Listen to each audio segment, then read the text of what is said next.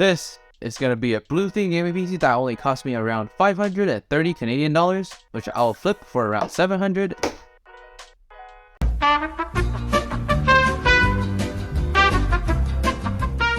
This is a blue themed gaming PC that cost me around 530 Canadian dollars, which is around 390 USD, and it's going to perform really great in 1080p high settings in modern titles. So without further delay, let's cue the intro and get to the video.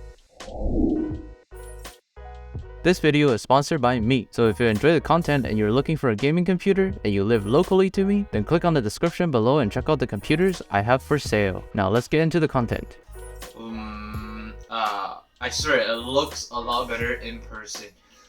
Hey, what is going on everybody? Welcome back to the most underrated tech channel. And first up, we have the CPU, which is the Ryzen 3 3100. It's got 4 Zen 2 cores with 8 threads, a base clock of 3.6 GHz, and a boost of 3.9 GHz. Not only was this the i3 12100F back in the day, it is also only around 60 Canadian dollars or under on Aliexpress or the used market. And at that price, it is only 2/5 of what the i3 costs brand new.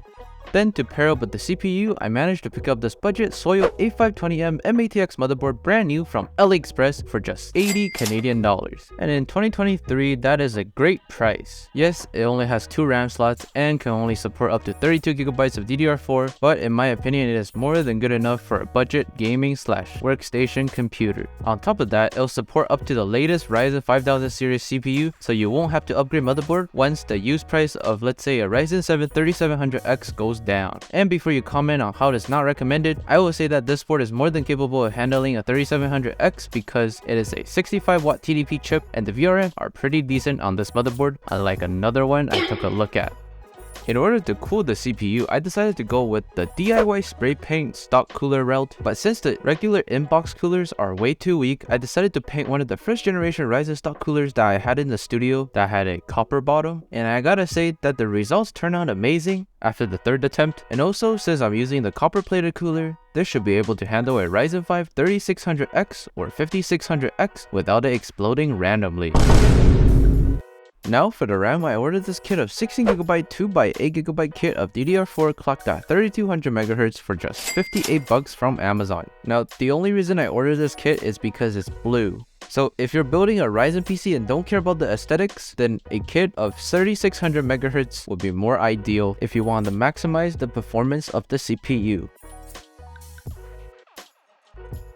As for the storage, I'm not gonna be like the other PC flippers on YouTube, so I'm using this 1TB Team Group NVMe drive that I snatched for 55 bucks during Black Friday and was originally gonna use with the Valentine's Day PC, but after applying the aftermarket $5 heatsink, the NVMe became too fat. So I swapped it out with another NVMe, which sadly turned into 3 different ones I had to try out. But anyways, 1TB in my opinion should be the norms for any gaming PC above 500 bucks in 2023.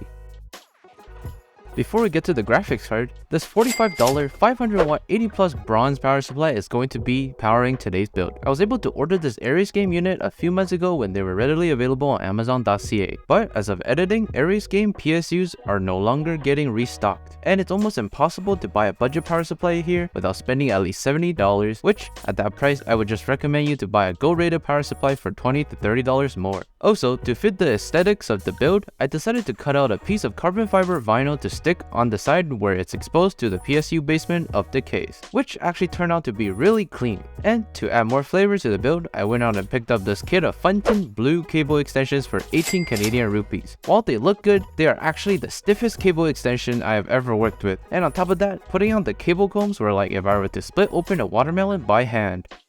Now for the graphics card, aka the GPU, I decided to go with this EVGA GTX 1070 that I picked up in a bulk deal for $120 about 4 months ago. And I even made a custom cut and spray painted blue backplate for it. Of course, this GPU is not where the CPU were bottlenecked at, and with the included power supply, I would say in the future you could upgrade to an RTX 3060 or a 3060 Ti with no issues. Now at the $120 price point, it is a bit on the higher side in 2023 since I've been seeing GTX 10 1080 or RTX 2060 or GTX 1660 Ti's go for around $100 to $150 in the used market. Regardless, 120 is still better than a GTX 1060 6GB deal on the used market. I have no idea how anyone thinks it's worth more than $80 in 2023. So if you really can't find those cards I just said in your local area, at around $100, the GTX 1070 would be a great choice.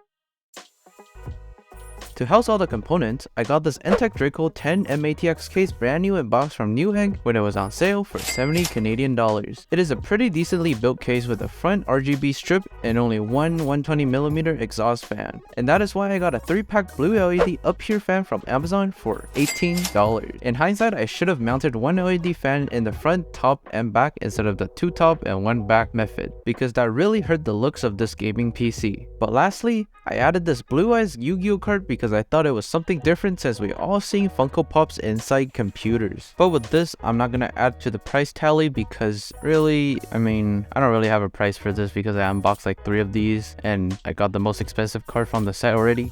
With all that said, here's a price tally for today's build, then we could get to the benchmarks that were filmed a month ago because I sold the PC already.